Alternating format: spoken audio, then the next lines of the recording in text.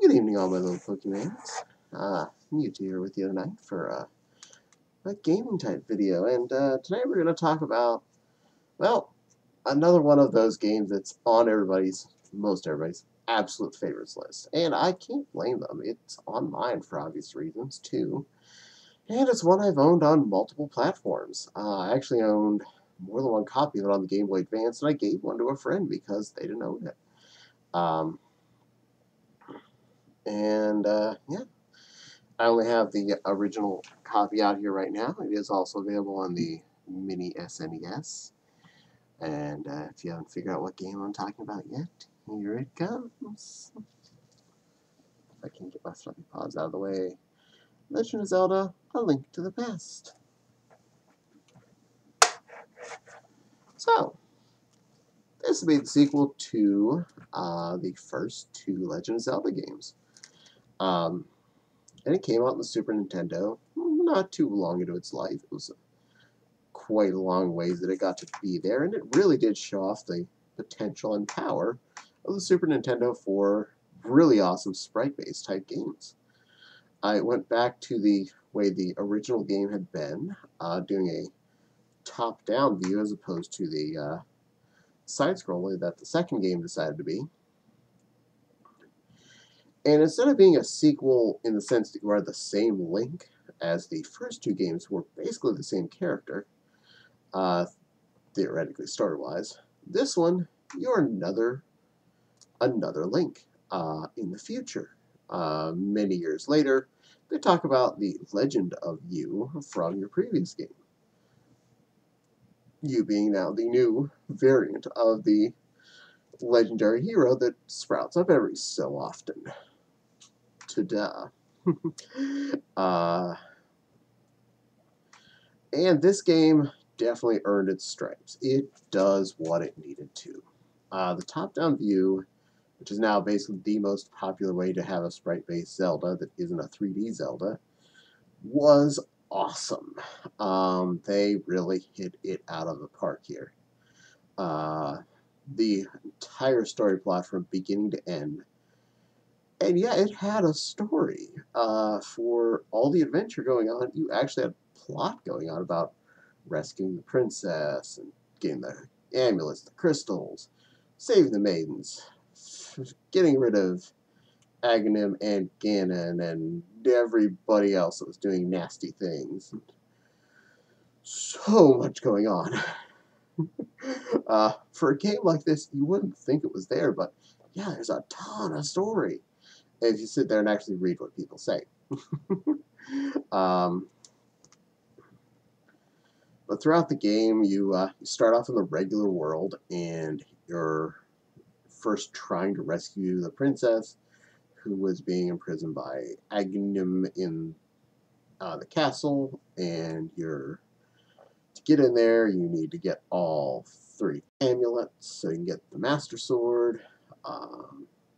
So there's 3 dungeons already in the main world. Main world being kind of a loose term here,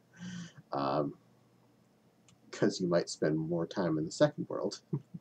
So you get the 3 amulets from doing those 3 dungeons. You go and hunt down the Master Sword. You go and take down Aghanim. So you're already got 4 bosses in. And then you're in the Dark World. And then there's a whole herd of dungeons to get all the crystals. Before you can go battle the actual boss of the game. So you got another like 8 more dungeons ahead of you of all of these really detailed, good Zelda dungeons, good quests to get to things. Quite a few different side tracks here to go do things like help the Zora in the waterfall and go meet up with him and get the flippers, helping this person, fetching these people, rescuing that guy, solving this little puzzle here and there to get other upgrades, better sword variants. So much. I can't just go into all the details on this game because we'd be here for hours and hours just describing it, let alone actually doing it. And that's a testament to this kind of game. You got your gaming money's worth. Just to beat this game, you got hours of fun. Not just hours of like traveling from point A to point B because it was just that far from place to place. You had hours of actual fun, and that's something to say. Um, every screen you could stuff happen potentially, even if you were just traveling from point A to point B. You still could battle people everywhere you were going, battle bad guys, collect more rupees. Rupees, the money in this game is called rupees. I don't want to get anybody to give me hate comments for calling them gems. um, Finding all sorts of secrets, finding all of the extra heart pieces and things. Uh, it was a treasure trove of treasures. There was so much to do, especially that you had two worlds, the light world and the dark world, to go through. Later on, you had the ability with the mirror to switch between the two worlds. So you could go back to light world, do certain things, complete quests involve going back and forth. Let's just say it's a busy situation.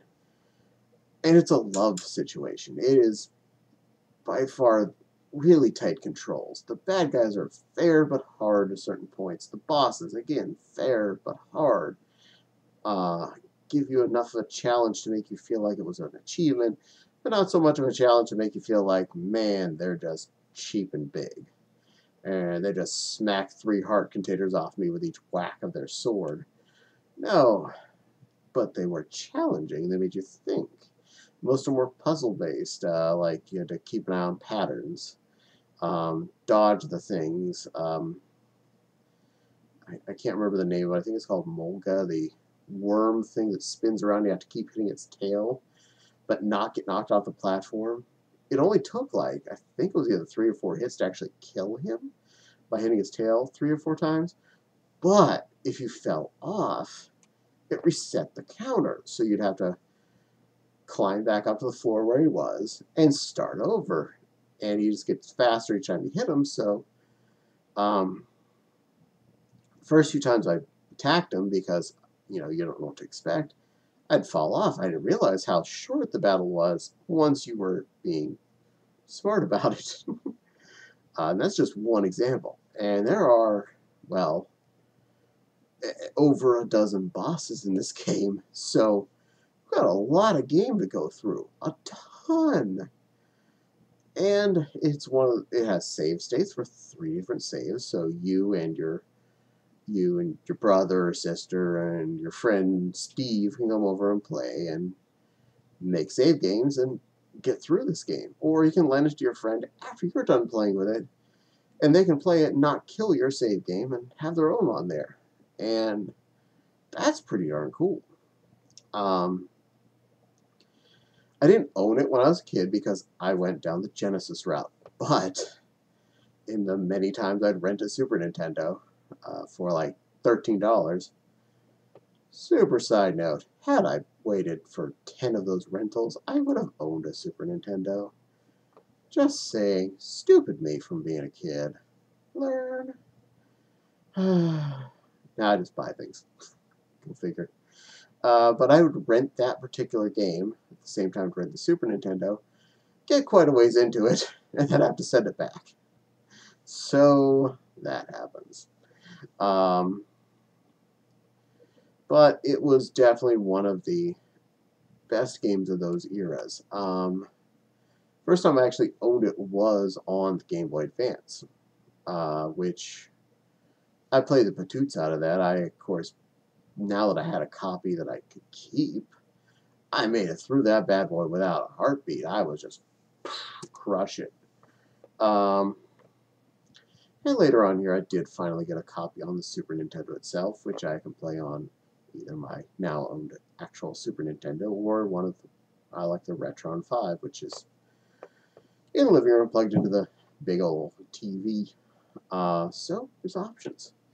And as I said before, this also came out on the Mini Super NES, so if you're just wanting to get a copy of it that you can play right now, used, you can find the Game Boy Advance or the Super Nintendo variant. They're actually pretty common, both of those.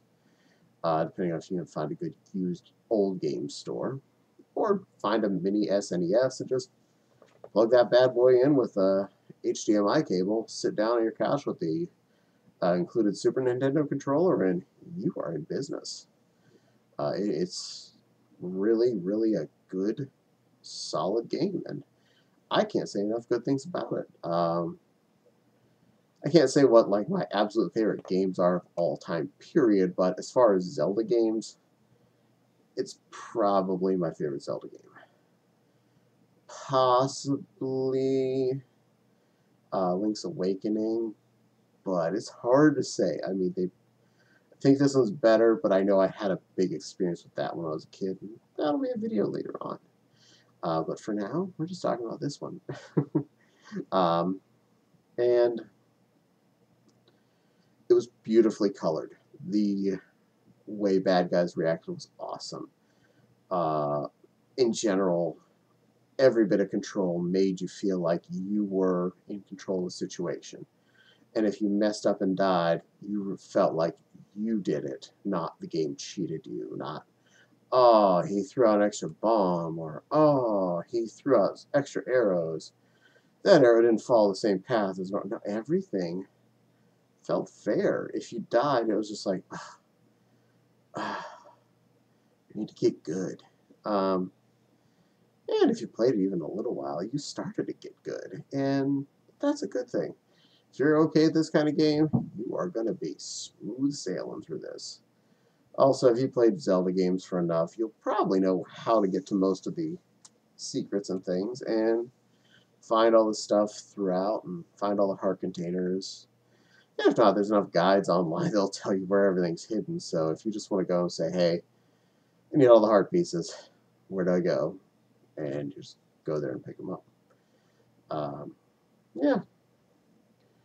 So, 100% recommend this game. If you haven't played it for some reason yet, you like, adventure type RPG-ish games, this is definitely one for you.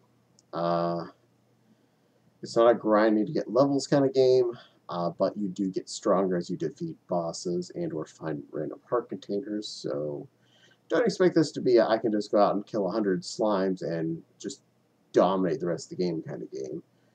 Because it just gets the difficulty stacks up as you stack up your powers, stack up new tools that will help you do better and get through more different kinds of puzzles. And the more dungeons you go through, the more tools you have, and the more kinds of puzzles are going to require different kinds of combinations of you did this and then you do that. So it teaches you as it goes, and it does help you get more creative. Anyway, definitely a 10 out of 10 type of game for me. And appreciate you taking a listen to my babbling about it. So, Mewtwo would definitely like to thank all his good little Pokemons for sitting through watching this video and hearing him gush about one of his favorites from his both childhood, adulthood, etc. And I hope if you haven't, give it a try. You could lose a lot of hours playing that game and not feel like you lost them, feel like you've actually done something. Go on an adventure with a little dude named Link. An unsuspecting hero that didn't think he was going to be. Ends up saving the world. Go figure. Don't forget to like, comment, and subscribe. Hit the little dingly bell. It makes YouTube happy when you hit the little dingly bell. And the Patreon link is in the description below. Please feel free to click it if you want to go help support the channel. Every penny helps support my videos get better, and I want to make best videos for you and for everyone. Don't forget to share the video with everyone else. The more people that see it, the more people that will watch it, and then YouTube will share it with more people automatically. And that's awesome. So I appreciate any time you offer it up to your friends. And, but in general, thank you. And it's been an awesome day, and I hope you all have an awesome day yourselves. And I will see you later on. Goodbye, my little Pokemans.